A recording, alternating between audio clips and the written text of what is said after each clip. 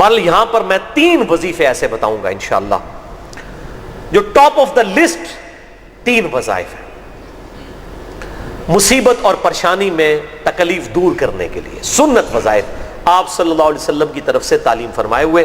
ان میں سے پہلا وظیفہ یہی جس کا قرآن میں بھی ذکر آ گیا کہ جو ان الفاظ کے ساتھ ہمیں پکارے گا، اللہ تعالیٰ فرماتا ہے کذالک ننجی المؤمنین، ہم اہل ایمان کو بھی نجات دیں گے اس طریقے سے، صرف یونس کو نہیں، اہل ایمان کو بھی۔ چنانچہ اسی کانٹیکسٹ میں پہلا وظیفہ ہے یہ لا الہ الا انت سبحانک انی کنت من الظالمین کا۔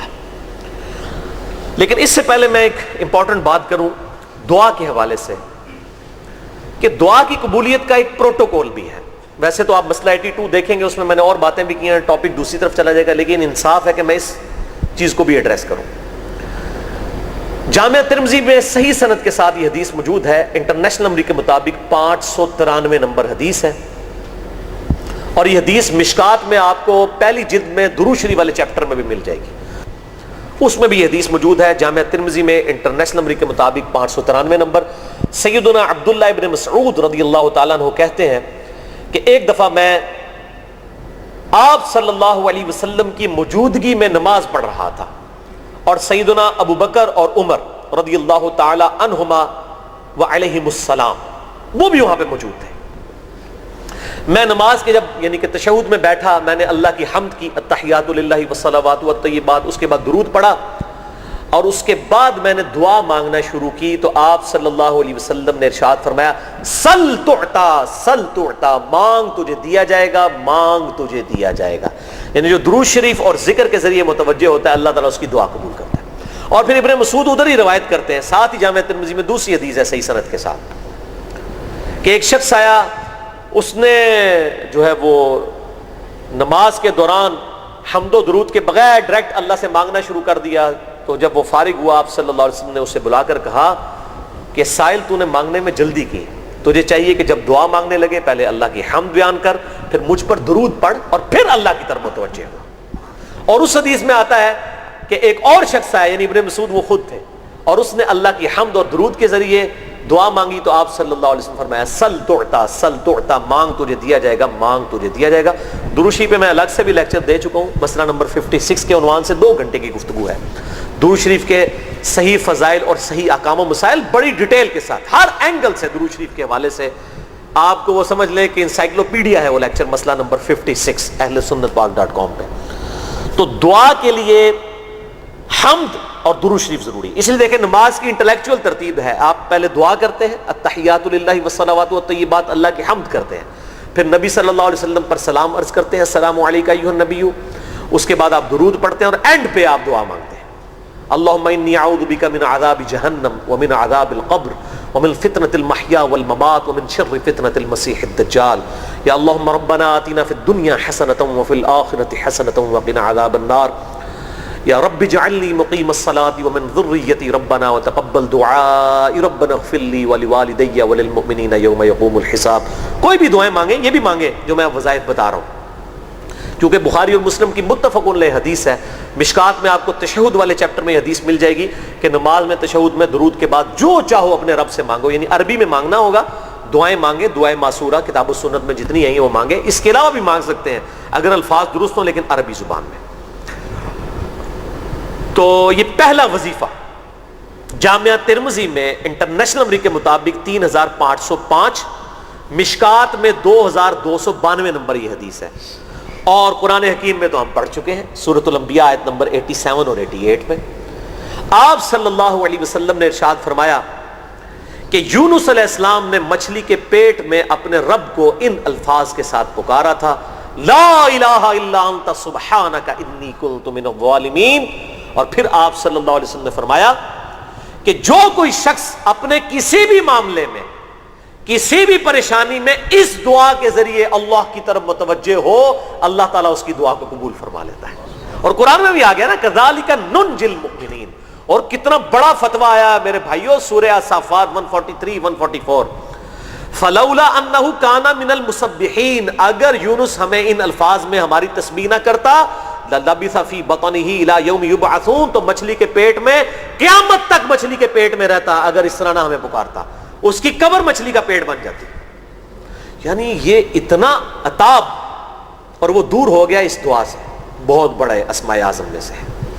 تو یہ بہترین دعا، بہترین وظیفہ، اسماء اعظم میں سے بہترین چیز، اور سب سے بڑھ کر جو میں نے بات کی کہ بہترین استغفار، اللہ سے توبہ مانگنے کا بہترین ذریعہ. اور کس طریقے سے؟ اے اللہ تو پاک ہے نا، تجھ سے تو غلطی نہیں ہوگی، میں بندہ ہوں، غلطی کروں گا، تو اللہ نے تو معاف کرنا ہے نا، کیونکہ جب بندے نے اپنی عاجزی کا اظہار کر لیا ہے اور اللہ تعالیٰ کو بتایا اللہ یہ تیری کوالٹی ہے، تو غلطی نہیں کرتا، تو میں تو انسان ہوں، غلطی کروں. تو یہ ہے پہلا وظیفہ. دوسرا وظیفہ وہ بھی جامعہ ترمذی میں انٹرنیشنل نمبر کے مطابق 3524 نمبر حدیث ہے، لیکن ترمذی کا طریق جو ہے وہ ضعیف ہے. یہ میں پہلے بتا دوں، امام ترمذی نے ساتھ لکھا ہے یہ روایت کمزور ہے، لیکن ضروری نہیں ہوتی کہ روایت اگر ترمذی میں کمزور ہے تو کہیں اور وہ روایت صحیح نہیں موجود ہے. اس کی صحیح سند المستدرک للحاکم میں انٹرنیشنل نمبر کے مطابق 1862 نمبر موجود ہے، اور سنن نسائی الکبریٰ میں 10492 نمبر ہے، اور مشکات میں بھی 2454 نمبر حدیث ہے انٹرنیشنل نمبر کے مطابق. تو صحیح سند المستدرک للحاکم اور سنن نسائی الکبریٰ کے اندر موجود ہے. اور وہ وظیفہ ہے انس ابن مالک کہتے ہیں اور سعد ابن ابی وقاص کہتے ہیں رضی اللہ تعالی عنہما وعلیہم السلام کہ آپ صلی اللہ علیہ وسلم کو جب کبھی کوئی تکلیف یا پریشانی پہنچتی تو آپ صلی اللہ علیہ وآلہ وسلم ہمیشہ ان الفاظ میں اپنے رب کو پکارا کرتے: یا حی یا قیوم برحمتک استغیث، اے خود سے زندہ ہر چیز کو تھامنے والے، میں تیری رحمت کے ساتھ تیری مدد کا سوال کرتا ہوں. استغیث بولیں گے نا الف کے ساتھ، حمزہ کے ساتھ، تو یہ سنگولر کا صیغہ ہوگا، اور اگر ہم بولیں گے نستغیث نون کے ساتھ تو یہ جمع کا صیغہ بن جائے گا. یہ میں اس لیے بتا رہا ہوں، لوگ پوچھ رہے ہوتے ہیں جی بعض جگہ لکھا ہوتا ہے جناب نستغیث، بعض جگہ لکھا ہوتا ہے استغیث، کیا کریے؟ وہ نستغیث جمع کا صیغہ بنا لیا جاتا ہے. جیسے دعا ہے سنن ابی داؤد میں اللہم اجرنی من النار، لیکن اگر جمع کا صیغہ بنائیں گے تو اللہم اجرنا من النار ہو جائے گا. اس طریقے سے دعائے قنوت کے الفاظ ہیں اللہم اہدنی فی من ہدیت، تو جمع کا صیغہ ہوگا اللہم اہدنا فی من ہدیت. یہاں پر بھی ہے یا حی یا قیوم برحمتک استغیث سنگولر کا صیغہ، اور نستغیث پلورل کا صیغہ، جمع کا صیغہ. کتنی بہترین دعا ہے: اے خود سے زندہ ہر چیز کو تھامنے والے، میں تیری رحمت کے ساتھ تیری مدد کا سوال کرتا ہوں. تو یہ بھی اسماء اعظم میں سے ہے. سنن نسائی الکبریٰ کے اندر صحیح سند کے ساتھ 10492 اور المستدرک للحاکم میں 1862 نمبر.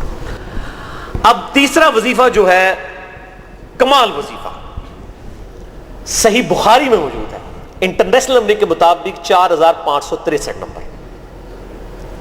ابن عباس رضی اللہ تعالی عنہما کہتے ہیں وعلیہم السلام، وہ کہتے ہیں کہ سیدنا ابراہیم علیہ السلام کو جب آگ میں پھینک رہے تھے نا، تو ابراہیم علیہ السلام نے اس وقت کہا تھا حسبنا اللہ ونعم الوکیل، ہم نے اللہ ہی پر بھروسہ کیا اور وہی بہتر کارساز ہے.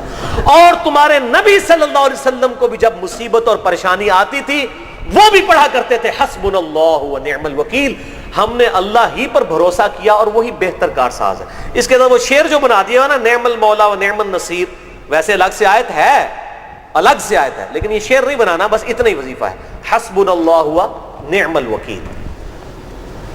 اور یہ جو انہوں نے کہا کہ نبی صلی اللہ علیہ وسلم بھی یہ کہتے تھے، اس کا ذکر الحمدللہ قرآن میں بھی موجود ہے، اس سے بھی بڑھ کر سورہ آل عمران کی 173 نمبر آیت میں ہے کہ جب نبی صلی اللہ علیہ وسلم اور اہل ایمان کو یہ خبر پہنچی کہ کافر ان کے خلاف سازشیں کر رہے ہیں، تو نبی اور اہل ایمان نے پکارا حسبنا اللہ ونعم الوکیل.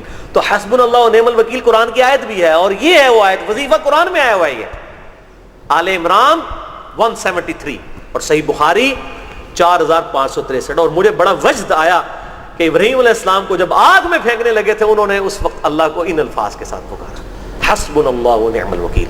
اچھا یہ جتنے بھی وظیفے ہیں نا میرے بھائیوں، ان کا فائدہ اسی وقت ہے جب آپ کو ترجمہ بھی ان کا آتا ہوگا، ورنہ آپ روزانہ جتنی مرضی تسبیح کھینچتے رہے کوئی فرق نہیں پڑے گا. اس لیے میرا ایک پرسنل مشورہ ہے کہ جب بھی یہ وظیفے پڑھے نا آپ، اردو ترجمہ بے شک آتا بھی ہونا، ایک دفعہ اپنی زبان میں اس کو ریپیٹ کریں.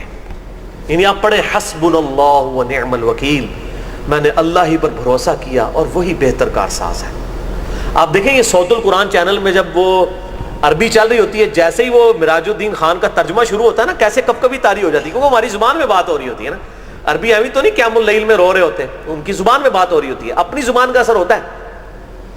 اسی طریقے سے آپ لا الہ الا انت سبحانک انی کنت من الظالمین، یا حسبنا اللہ و نعم الوکیل، یا حی یا قیوم برحمتک استغیث، جو بھی وظیفے پڑھیں نا، ایک دفعہ ان وظیفوں کو جب آپ الگ سے دعا مانگ رہے ہوں، اس وقت اس کو آپ اپنی زبان میں بھی دہرائیں. اور اس کے لیے کوئی تسبیح نہیں کھینچنے کی ضرورت کہ آپ نے اتنے 100 دفعہ پڑھنا ہے. تسبیح تو ویسے ٹھیک ہے، وہ آپ استعمال کر سکتے ہیں، لیکن آپ چلتے پھرتے اٹھتے بیٹھتے ہر وقت جس حالت میں بھی، اور صحیح مسلم میں حدیث ہے کہ یہ جو وظائف ہیں ان کے لیے تو کوئی وضو بھی کیا، غسل بھی پروٹوکول نہیں ہے. اب عائشہ کہتی ہیں نبی صلی اللہ علیہ وسلم حالت جنابت میں بھی اللہ کو یاد کر لیا کرتے تھے. صحیح مسلم میں حدیث موجود ہے، جنابت والے چیپٹر میں ہر حال میں اللہ کو یاد کرتے تھے. اور جو قرآن میں بھی دعائیں یا اذکار آئی ہیں نا، جب آپ حالت جنابت میں بھی اس کو کریں گے نا تو اس پہ قرآن کا حکم نہیں لگے گا. تو جامعہ ترمذی اور ابو داؤد میں جو حدیث ہے کہ حضرت علی کہتے ہیں نبی صلی اللہ علیہ وسلم کو حالت جنابت کے علاوہ کوئی اور حالت قرآن پڑھنے سے مانے نہیں ہوتی تھی.